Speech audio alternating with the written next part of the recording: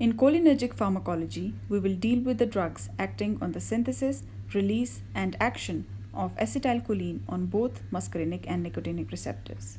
Here, we'll first see how the neurotransmitter acetylcholine is synthesized, released into the synaptic cleft, and how it acts on the muscarinic and nicotinic receptors, and also the drugs that it will inhibit the acetylcholine synthesis and release.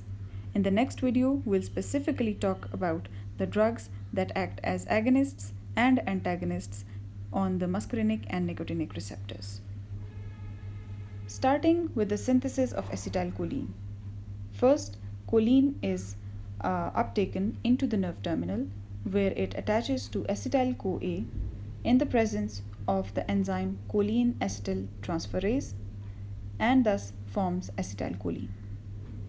This acetylcholine is then stored in storage vesicles, which upon receiving an action potential leads to calcium influx, and thus the vesicles release the acetylcholine into the synaptic cleft.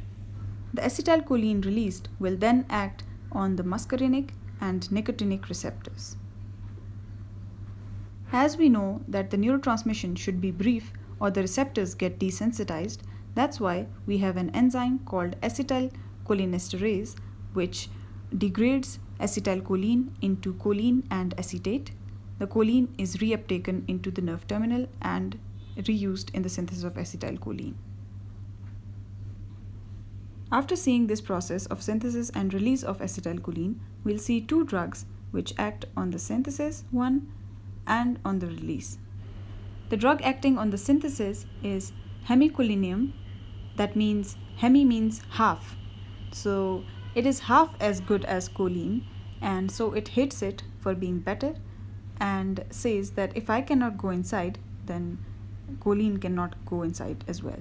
That's why it inhibits the entry of choline into the nerve terminal and thus inhibits acetylcholine synthesis. Hemicholinum has no use clinically as it is so full of hate. Next is the botulinum toxin, which inhibits acetylcholine release. And you well know that botulinum toxin causes flaccid paralysis. Now, unlike hemicholinum, botulinum toxin has clinical uses. One, it can be used in dystonias by relieving muscle cramping, and for the same reason it can be used in blepharospasm, that is twitching of the eyelid, and also in strabismus to weaken an abnormally active muscle. It is also used in hyperhidrosis where it decreases acetylcholine release at the sweat glands and thus decrease sweat secretion, and also in cosmetics as Botox to overcome wrinkles. The other drugs that we'll discuss next will be cholinomimetics and anticholinergics, which will act as agonists and antagonists respectively at the muscarinic and nicotinic receptors.